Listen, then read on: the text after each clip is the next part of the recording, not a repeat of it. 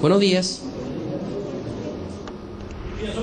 Con 10 minutos, la crisis en Argentina continúa. Ayer tuvimos novedades por el anuncio del presidente Mauricio Macri respecto a un recorte del número de ministerios. Es una señal básicamente de austeridad, de recorte del gasto público, un gesto político que busca recuperar la confianza de los mercados en momentos críticos para la economía del país vecino. Vamos a conversar sobre este tema. Para eso ya nos acompaña Jorge Saad, director del Centro de Estudios Internacionales de la Universidad Católica. Gracias por estar con nosotros. Bienvenido. Gracias, Sebastián. Buenos días. Jorge, esta crisis, ¿cuán profunda es? El fantasma de la crisis del 2001, de comienzo de la década pasada, yo creo que todavía lo tenemos en el recuerdo y esto, en la medida en que va escalando la crisis actual, nos hace pensar que pudiera eventualmente hacerse un paralelo con lo que ocurrió en la década pasada. ¿Es tan grave o no tanto? Es una situación sumamente grave, es una crisis profunda, pero la clave es cómo reacciona el gobierno y cómo va a reaccionar la economía antes de que lleguemos a una situación como la del 2001. Si nosotros vemos la historia económica reciente de Argentina, lleva más de 7 décadas con déficit fiscal. Eso significa que el Estado gasta más de lo que ingresa y que por lo tanto Argentina se acostumbra a vivir en una situación mayor a sus posibilidades. Exacto. Y esa es la parte estructural de la que habló el presidente Macri ayer, junto a otras razones. Y también hay situaciones de que el mercado ha dejado de confiar y por lo tanto hay que hacer volver a creer en lo que fue la tesis del gradualismo del presidente Macri. Pero Mauricio Macri se puso como una de sus principales metas precisamente recuperar la confianza de los acreedores, del mercado, durante el inicio de su mandato. ¿Le falló la estrategia? Como él reconoció y su equipo económico, en lo que han avanzado más lento es en la reducción del déficit fiscal. Que es el principal objetivo. Exactamente. Si tú te fijas, de hecho, la reducción del déficit fiscal se traduce en la reducción de los ministerios, aunque hay que conocer el detalle, en el recorte de ciertos gastos de inversión pública, de gastos corrientes, y en acelerar las metas, en el próximo año llegar a un equilibrio presupuestario.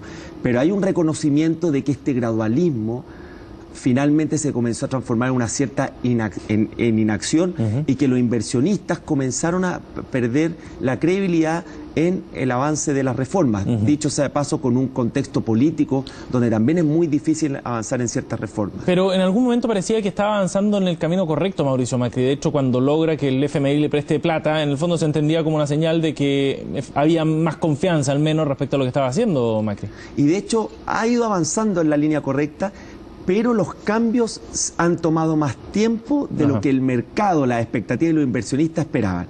Y el anuncio de ayer del ajuste fiscal, de decir la economía ya está en shock, es una señal también para plantearse hoy día de mejor manera con el Fondo Monetario Internacional y lograr acelerar el préstamo y las condiciones que puso el propio fondo para la recuperación argentina. Y adelantar los recursos del próximo año. Ahora, desde el punto de vista político, tú lo decías, no es nada fácil el panorama porque finalmente todas estas medidas no son inocuas, ¿no? El recorte de los subsidios, por ejemplo, que aplicó en su momento, generaron protestas, se ha visto la movilización de los estudiantes, ayer la CGT también anunciaba movilizaciones. ¿Cuál es el escenario desde ese punto de vista, desde el punto de vista social y político para Mauricio Macri ahora? Lo que en cierta medida favorece a Macri es que la oposición argentina está bastante fragmentada y desorganizada, por lo tanto no hay un frente común de oposición. Alineado tras un nombre. Exacto, pero algunas medidas del ajuste fiscal como los impuestos a las exportaciones tienen que pasar por el Congreso.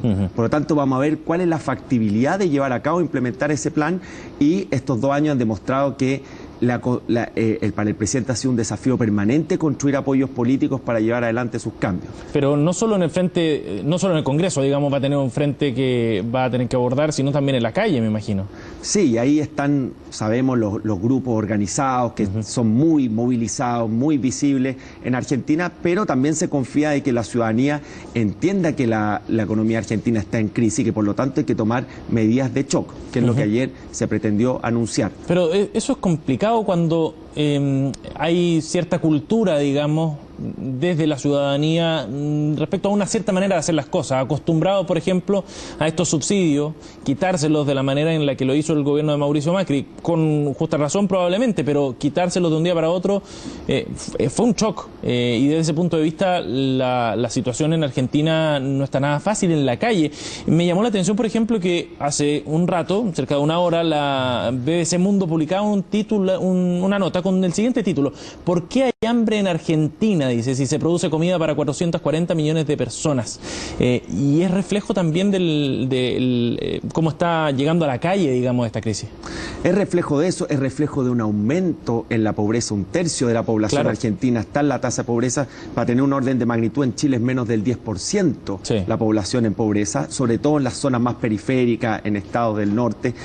Entonces, pero eso es parte de los problemas estructurales que tiene Argentina, que no son achacables obviamente a este mandato, sino que el problema de este mandato es que las expectativas generadas hace 2 años han ido tomando mucho más tiempo los cambios, y por eso el gran titular de ayer fue: se acaba el gradualismo, es hora de aplicar una terapia de shock. Ahora, ¿cuán viable va a ser políticamente en el Congreso y en la ciudadanía? Eso es lo que vamos a ver en las próximas semanas, y cuánto también el mercado reconoce, eso se va a ver en el precio obviamente en la devaluación del precio argentino, cuánto reconoce estas medidas y los detalles que vamos a comenzar a conocer de las mismas. Sí, era bien llamativo, en unas crónicas del diario La Nación de Argentina, a comienzo de semana, se hablaba de cómo a fines de la semana pasada, cómo el comentario dentro de la misma Casa Rosada, en el equipo de gabinete, era: ya no nos creen, ¿no? De cómo el mercado sencillamente ha perdido completamente la confianza. Y en ese sentido, el primero que tiene que volver a creerle es el Fondo Monetario Internacional.